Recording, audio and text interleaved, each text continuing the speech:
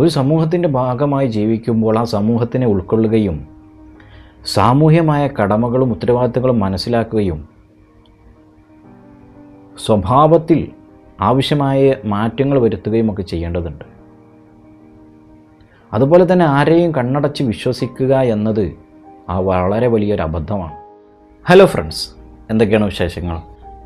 നമ്മൾ ചർച്ച ചെയ്യുന്നത് ഇന്ന് കേരളത്തിൽ അല്ലെങ്കിൽ പൊതുവിൽ നമ്മുടെ സമൂഹത്തിൽ നമ്മൾ കേട്ടുകൊണ്ടിരിക്കുന്ന കൊലപാതകങ്ങളെക്കുറിച്ച് ചർച്ച ചെയ്യാണ്. നമ്മൾ വ്യക്തികൾ ഒരു സമൂഹത്തിൻ്റെ ഭാഗമായി ജീവിക്കുന്നവരാണ്. അല്ലെങ്കിൽ നമ്മൾ ഉൾക്കൊള്ളുന്ന ഒരുപാട് മനുഷ്യ സമൂഹങ്ങൾ നമുക്ക് ചുറ്റുമുണ്ട്. കേരളത്തിലാണെങ്കിലും ഇന്ത്യയിലാണെങ്കിലും പൊതുവായും നമ്മൾ നോക്കുമ്പോൾ ഇന്ന് കൊലപാതകങ്ങളുടെ എണ്ണം വളരെയധികം വർദ്ധിച്ചുകൊണ്ടിരിക്കുകയാണ്. ഒരാൾ തൻ്റെ സ്വയം രക്ഷയ്ക്ക് വേണ്ടി പ്രതിരോധിക്കുന്നതിൻ്റെ ഭാഗമായിട്ട് ഒരാൾ കൊല്ലപ്പെട്ടാൽ ഒരുപക്ഷെ അതിനെ നമുക്ക് കയ്യബദ്ധമെന്നോ അല്ലെങ്കിൽ സ്വയം രക്ഷയ്ക്ക് വേണ്ടി പ്രതിരോധിച്ചപ്പോൾ അബദ്ധത്തിൽ സംഭവിച്ചത് എന്നോ പറയാം. എന്നാൽ ഇന്ന് നമ്മുടെ നാടുകളിൽ നടന്നുകൊണ്ടിരിക്കുന്ന കൊലപാതകങ്ങൾ ഒരിക്കലും തന്നെ ഒരു സ്വയം പ്രതിരോധത്തിൻ്റെയോ അല്ലെങ്കിൽ മനഃപൂർവ്വമല്ലാതെ സംഭവിച്ചത് എന്നോ അല്ലെങ്കിൽ അറിയാതെ പറ്റിപ്പോയി എന്നോ ഒന്നും പറയാൻ പറ്റിയ ഒരവസ്ഥയിൽ അല്ല കാര്യങ്ങളുടെ കിടപ്പ്. ഞാൻ ഈ വിഷയം ചർച്ചയ്ക്കെടുക്കുമ്പോൾ തീർച്ചയായും ഇതിന് അത്രത്തോളം പ്രാധാന്യമുണ്ടോ എന്ന് തുടക്കത്തിൽ ഞാൻ ആലോചിച്ചിരുന്നു. പിന്നീട് ഇന്നലെ കഴിഞ്ഞ 2 ദിവസങ്ങളിലായി നടന്ന സംഭവങ്ങൾ ഉൾപ്പെടെ കുറച്ച് പിന്നോട്ടും ഒക്കെ ആലോചിച്ചപ്പോൾ നമ്മുടെ വീഡിയോയിൽ തീർച്ചയായും ഈ വിഷയം ഉൾപ്പെടുത്തണമെന്ന് എനിക്ക് തോന്നി. കൊല്ലുന്നവൻക്കോ അല്ലെങ്കിൽ കൊല്ലപ്പെടുന്നവൻക്കോ താൻ എന്തിനാണ് ഒരാളെ കൊന്നതെന്നോ അല്ലെങ്കിൽ അതിന് ഇരയായി മരണപ്പെടുന്ന ആൾക്ക് താൻ എന്തിനാണ് കൊല്ലപ്പെട്ടത് എന്നോ തിരിച്ചറിയാൻ പറ്റാത്ത ഭീകരമായ അവസ്ഥയിലാണ് നമ്മുടെ നാട്ടിലെ പല കൊലപാതകങ്ങളും നടന്നുകൊണ്ടിരിക്കുന്നത്. നിങ്ങളൊന്ന് ആലോചിച്ച് നോക്കൂ. നമ്മുടെ സ്വയം കൈകൊണ്ട് നമ്മുടെ ഒരു സഹോദരനെ, നമ്മുടെ ഒരു സഹോദരിയെ നമുക്ക് എങ്ങനെയാണ് അയാളുടെ ജീവൻ ഇല്ലാതാക്കാൻ സാധിക്കുന്നത്? ഒരു പ്രശ്നമുണ്ടാകുമ്പോൾ അവിടെ നിന്ന് ആളുകളെ തള്ളി മാറ്റുകയോ പിടിച്ചു മാറ്റുകയോ ഒക്കെ ചെയ്യാം, അല്ലെങ്കിൽ ചെയ്യാറുമുണ്ടല്ലോ, നമ്മളൊക്കെ കാണുന്നതാണല്ലോ. പക്ഷെ ഒരാളെ ആക്രമിക്കുക, കീഴ്പ്പെടുത്തുക, അവനെ കൊന്നുകളയുക, അവൻ്റെ ജീവൻ അപഹരിക്കുക എന്ന് പറയുന്നത് എത്ര വലിയ ക്രൂരകൃത്യമാണ്. കഴിഞ്ഞ 2 ദിവസങ്ങളിലായി സംഭവിച്ച വാർത്ത നിങ്ങൾ കേട്ടിട്ടുണ്ടാകുമല്ലോ. ഒരു 31 വയസ്സുകാരിയുടെ പത്തനംതിട്ട ജില്ലയിൽ മരണപ്പെട്ട ഒരു ആളെ നമ്മൾ മോശക്കാരാക്കാൻ നമുക്കൊരിക്കലും താല്പര്യമില്ല. പക്ഷെ ആ വിഷയത്തിൽ അതിനകത്തൊരു സംഭവമുണ്ട്. അതെന്താണ്? നിലവിൽ അവർ ഭർത്താവുമായി അകന്നു കഴിയുകയാണ്. ഒരു കുട്ടിയുണ്ട്, ഒരു സ്വകാര്യ സ്ഥാപനത്തിൽ ജോലി ചെയ്യുന്നുണ്ട്. ഇന്നലെ ആ വീട്ടിൽ അവർ തൂങ്ങി മരിച്ചു എന്നതാണ് പ്രാഥമികമായ റിപ്പോർട്ടിൽ പറയുന്നത്. അവരുടെ കൂടെ ഉണ്ടായിരുന്നത് തൻ്റെ ആൺസുഹൃത്തായിരുന്നു. തൂങ്ങി മരിക്കുന്നതിന് മുമ്പ് അല്ലെങ്കിൽ കൊല്ലപ്പെടുന്നതിന് മുമ്പ് ഇവർ തമ്മിൽ ചില കശപിശകളും അക്രമങ്ങളും തമ്മിൽ നടന്നു എന്നും പറയപ്പെടുന്നു. രക്തം വാർന്ന് കിടക്കുന്നു അല്ലെങ്കിൽ രക്തം വാർന്ന് മരണപ്പെട്ടു. ഇദ്ദേഹത്തിൻ്റെ ശരീരത്തിലും മുറിവുകളോ അല്ലെങ്കിൽ രക്തങ്ങളോ കാണാം എന്ന് പറയുന്നു. ഇവിടെ ഒരു വിഷയം, സ്വന്തം ഭർത്താവ് ഉണ്ടായിരിക്കെ മറ്റൊരാളോട് മുൻപ് തന്നെ ബന്ധമുണ്ടാവുകയും കല്യാണം കഴിഞ്ഞതിന് ശേഷം വീണ്ടും അത് തുടരുകയും ഭർത്താവിൽ നിന്ന് അകന്നപ്പോൾ പഴയ സൗഹൃദം കൂടുതൽ ശക്തമാക്കുകയും ഒരുമിച്ച് താമസിക്കുകയും ഒക്കെ ചെയ്തു. ഒരു ഭർത്താവിനെ ഒരു വ്യക്തിയെ ചതിച്ച് മറ്റൊരാളെ കൂടെ പോകുന്ന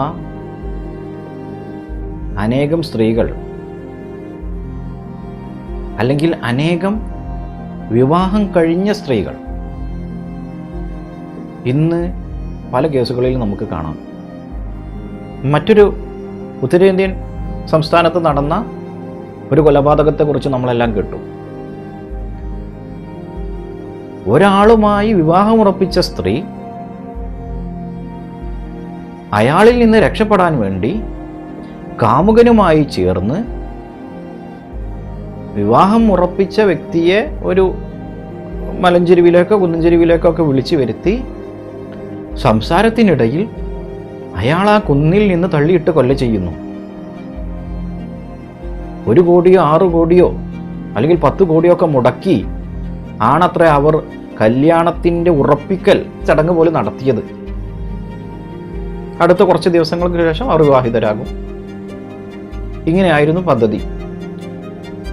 പക്ഷെ തൻ്റെ കാമുകൻക്ക് വേണ്ടി അല്ലെങ്കിൽ കാമുകനോടൊപ്പം ജീവിക്കാൻ വേണ്ടി ഒരു സാധുവായ മനുഷ്യനെ അകാരണമായി കൊല ചെയ്തു.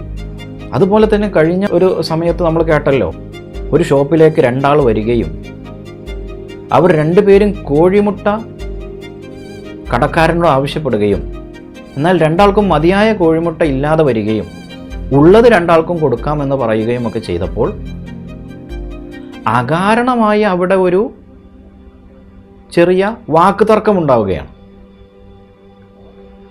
ആ വാക്ക് തർക്കം മൂർച്ഛിച്ച് ഒരാൾ മറ്റൊരാളെ ശക്തമായി തള്ളിയിടുക അല്ലെങ്കിൽ ഉന്തിയിടുകയാണ്. നേരെ പോയി റോട്ടിലോ മറ്റോ തല അടിച്ച് അയാൾ വീഴുന്നു. സാമാന്യം നല്ല പരിക്ക് പറ്റുന്നു. ആളുകൾ ഓടിക്കൂടുന്നു. ഉടനെ ആശുപത്രിയിൽ എത്തിക്കുന്നു. ചികിത്സയിലിരിക്കെ അയാൾ മരണപ്പെടുന്നു. ഒരു നിമിഷത്തെ അശ്രദ്ധയിൽ ഒരു കുടുംബത്തിൻ്റെ നാഥനെയാണ് അവിടെ നഷ്ടപ്പെട്ടത്, അല്ലെങ്കിൽ ഒരു കുടുംബത്തിൻ്റെ പ്രതീക്ഷയാണ് നഷ്ടപ്പെട്ടത്. ഒരു 40 വയസ്സുള്ള ഒരു സഹോദരനാണ് കഴിഞ്ഞ ദിവസം ഒരാളുടെ ഒരു കയ്യബദ്ധത്തിൻ്റെ ഭാഗമായിട്ട് കൊല ചെയ്യപ്പെട്ടത്. ഒരു സമയത്ത് നമ്മൾ കേട്ടല്ലോ കൂടത്തായി കൊലപാതകം. അത് എന്തിനായിരുന്നു? സാമ്പത്തികത്തിൻ്റെയും സ്വത്തിൻ്റെയും ഒക്കെ നേട്ടങ്ങൾ ലഭിക്കാൻ വേണ്ടിയായിരുന്നില്ലേ? ഒരു കുടുംബത്തിലെ എത്ര ആളുകളെയാണ് സൈനൈഡ് ഉപയോഗിച്ച് ഒരാൾ കൊല ചെയ്തത്? നമ്മളെല്ലാം വിശ്വവിഖ്യാതമായി പറഞ്ഞു നടക്കുന്ന മറ്റൊരു കഥയല്ല സംഭവിച്ചത്. സുകുമാരക്കുറുപ്പ് എന്ന വ്യക്തിയുടെ ഒരു കഥ, അല്ലെങ്കിൽ ആ ഒരു പച്ചയായ യാഥാർത്ഥ്യം. അബുദാബിയിൽ ജോലി ചെയ്യുന്ന സുകുമാരക്കുറുപ്പ് 30 ലക്ഷത്തിൻ്റെ ഇൻഷുറൻസ് എടുക്കുകയും അത് അടിച്ചെടുക്കാൻ നാട്ടിൽ പോവുകയും നാട്ടിൽ വച്ച് ഒരാളെ കൊല്ലുകയും വണ്ടിയിലിട്ട് തന്നെ അയാളെ കത്തിക്കുകയും അത് താനാണ് മരിച്ചത് എന്ന് കുടുംബക്കാരെയും ആ കമ്പനിയെയും ഒക്കെ ധരിപ്പിച്ച് അന്നത്തെ കാലത്ത് 30 ലക്ഷം രൂപ തട്ടിയെടുക്കാനായിരുന്നു സുകുമാരക്കുറുപ്പിൻ്റെ ആ സമയത്തെ അന്നത്തെ കൊലപാതകം. ഇനി തമിഴ്നാട്ടിൽ സംഭവിച്ച ഒരു കഥ, അല്ലെങ്കിൽ ഒരു യാഥാർത്ഥ്യം. പോലീസ് സ്റ്റേഷനിൽ സംഭവിച്ചത് നമ്മളെല്ലാവരും വാർത്തകളിൽ കേട്ടല്ലോ. ഒരു പാവം അച്ഛനെയും മകനെയും കൈക്കൂലിയായി ഫോണോ അല്ലെങ്കിൽ പൈസയോ ആവശ്യപ്പെട്ട് നൽകാത്തതിൻ്റെ പേരിൽ രാത്രിക്ക് രാത്രി സ്ഥാപനത്തിൽ നിന്ന് പിടിച്ചു കൊണ്ടുപോവുകയും പോലീസുകാർ മാറി മാറി കൈത്തരിപ്പ് തീർക്കുകയും ചെയ്തപ്പോൾ ഒരേ സമയം 2 ജീവനുകളാണ് അവിടെ പൊലിഞ്ഞത്. അവരെ പിടികൂടാൻ അല്ലെങ്കിൽ അവരെ സഹായിക്കാൻ ഒരുപാട് ആളുകളുണ്ടായിരുന്നു, ഈ പ്രതികളെ സഹായിക്കാൻ. പക്ഷേ അവർക്ക് കുരുക്കായത് ആ സ്റ്റേഷനിൽ തന്നെ ജോലി ചെയ്യുന്ന ഒരു സാധുവായ പോലീസുകാരിയുടെ മൊഴിയായിരുന്നു. ഇങ്ങനെ നമ്മുടെ നാടുകളിൽ, കേരളത്തിലും സംഭവിച്ചിട്ടില്ല പോലീസ് സ്റ്റേഷൻ മർദ്ദനങ്ങളിൽ എത്രയോ മരണങ്ങൾ. ഇനി ഈ കൊലപാതകങ്ങൾക്ക് പിന്നിലെ കാരണങ്ങൾ എന്താണെന്ന് നമുക്ക് നോക്കാം. സ്വത്തിനു വേണ്ടിയോ സാമ്പത്തികത്തിനു വേണ്ടിയോ പെട്ടെന്നുണ്ടാകുന്ന ദേഷ്യത്തിനു വേണ്ടിയോ പെട്ടെന്നുണ്ടാകുന്ന വികാര വിക്ഷോഭങ്ങളിൽ പെട്ടുകൊണ്ട് അല്ലെങ്കിൽ മുൻവൈരാഗ്യമോ പകയോ വിദ്വേഷമോ അല്ലെങ്കിൽ മതത്തിൻ്റെ പേരിലോ തീവ്രവാദത്തിൻ്റെ പേരിലോ ഒക്കെ നമ്മുടെ നാടുകളിലോ അല്ലെങ്കിൽ പല സ്ഥലങ്ങളിൽ എത്രയോ ആളുകൾ അകാരണമായി മരണപ്പെടുന്നു. ഒരാളെ അയാളുടെ ജീവിതത്തിൽ നിന്ന് ഒഴിവാക്കാനാണ് എങ്കിൽ എന്തിനാണ് നിങ്ങൾ കൊല്ലുന്നത്? അല്ലെങ്കിൽ ഈ ചെയ്തവരെ കുറിച്ചാണ് പറയുന്നത്. എന്തിനാണ് അവർ അങ്ങനെ ചെയ്തത്? അയാളോട് മാന്യമായി പറഞ്ഞ് അയാൾ ആ ജീവിതത്തിൽ നിന്ന് മാറ്റിയാൽ പോരെ? ഒരു കുടുംബത്തിൻ്റെ പ്രതീക്ഷ, അല്ലെങ്കിൽ ഒരു നാടിനും നാട്ടുകാർക്കുമൊക്കെ പ്രിയപ്പെട്ട ചില ആളുകളെ ചിലരുടെ വളരെ ചെറിയ ഒരു ആവശ്യത്തിന് വേണ്ടി, ലാഭത്തിന് വേണ്ടി, ലക്ഷ്യം നേടുന്നതിന് വേണ്ടി ആണ് പലരും കൊല ചെയ്യപ്പെട്ടത്. ചതിച്ചും വഞ്ചിച്ചും സ്വാർത്ഥ താല്പര്യങ്ങളുടെ സംരക്ഷണത്തിനുമൊക്കെ വേണ്ടി നമ്മൾ ഒരാളുടെ ജീവൻ അപഹരിച്ചാൽ ഒരു രൂപത്തിൽ അല്ലെങ്കിൽ മറ്റൊരു രൂപത്തിൽ കർമ്മ എന്നതൊന്നുണ്ടല്ലോ, അത് തീർച്ചയായും തിരിച്ചടിക്കുക തന്നെ ചെയ്യും.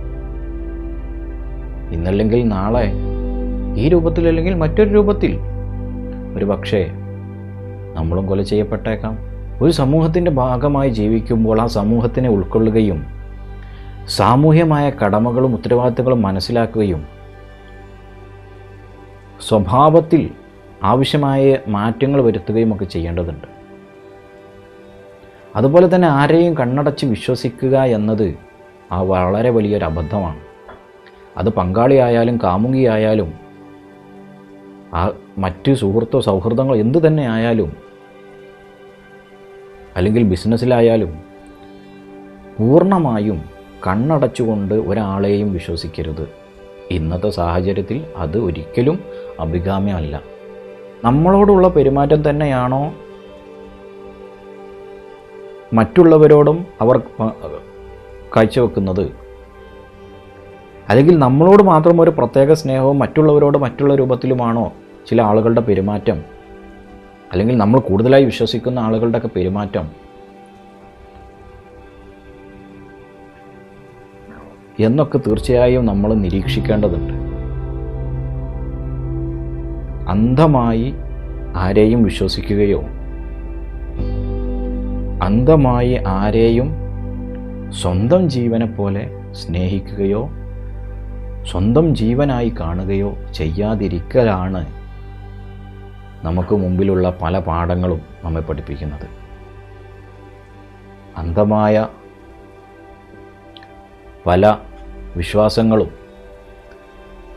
ഒരു പക്ഷേ നമ്മളുടെ കണ്ണിന് വിശ്വസിക്കാൻ പറ്റാത്ത ചില കാഴ്ചകൾ കൊണ്ട് തകർന്നടിഞ്ഞേക്കാം, അല്ലെങ്കിൽ വീണുടഞ്ഞേക്കാം. ആ ഘട്ടത്തിലേക്ക് എത്തുന്നതിന് മുമ്പ് തന്നെ നമ്മുടെ കൂടെയുള്ളവരെയും കൂടെ ജീവിക്കുന്നവരെയും നമ്മൾ കൂടുതലായി വിശ്വസിക്കുന്നവരെയുമൊക്കെ പഠിക്കാനും മനസ്സിലാക്കാനും ശ്രമിച്ചാൽ പോരെ? അതാണ് ഏറ്റവും നല്ലത്. നമുക്കൊക്കെ ഏറ്റവും പ്രിയപ്പെട്ടത് അല്ലെങ്കിൽ വിലപ്പെട്ടത് നമ്മുടെയൊക്കെ സ്വയം ജീവനും ആരോഗ്യവും തന്നെയാണ്. അത് നഷ്ടപ്പെടുന്ന ഒരു പ്രവൃത്തിയെയും അല്ലെങ്കിൽ അത് നഷ്ടപ്പെടുത്തുന്ന ഒരു കാര്യത്തിലേക്കും നമ്മൾ പോകാതിരിക്കുക. അത് സൗഹൃദമായാലും വിവാഹബന്ധമായാലും അല്ലെങ്കിൽ മറ്റു സ്നേഹബന്ധങ്ങളായാലും ഏതു തന്നെ ആയാലും സ്വന്തം ജീവനെയും ജീവിതത്തെയും നശിപ്പിക്കുന്ന ഒന്നിനെയും നമ്മൾ പ്രോത്സാഹിപ്പിക്കരുത്, അല്ലെങ്കിൽ അത് അടുപ്പിക്കരുത്. തീർച്ചയായും അത് പിന്നീട് ഇന്നല്ലെങ്കിൽ നാളെ നമുക്ക് തന്നെ അത് വിനയാകും. ഏതായാലും ഇത്രയും പറഞ്ഞുകൊണ്ട് ഇന്ന് നമുക്കിവിടെ അവസാനിപ്പിക്കാം. നിങ്ങൾക്ക് ഈ വീഡിയോ ഇഷ്ടപ്പെട്ടാൽ ലൈക്ക് ചെയ്യുകയും ഷെയർ ചെയ്യുകയും നിങ്ങളുടെയൊക്കെ സ്നേഹത്തിൻ്റെ ഭാഗമായി സബ്സ്ക്രൈബ് ചെയ്യുകയും ചെയ്യുക എന്ന് ഓർമ്മപ്പെടുത്തുന്നു. നിങ്ങളുടെ വിലപ്പെട്ട അഭിപ്രായങ്ങളും നിർദ്ദേശങ്ങളും കമൻറ്റ് ബോക്സിൽ രേഖപ്പെടുത്താൻ മറക്കരുത്. തീർച്ചയായും മറ്റൊരു വിഷയമായി വീണ്ടും കാണാം. Thank you for all.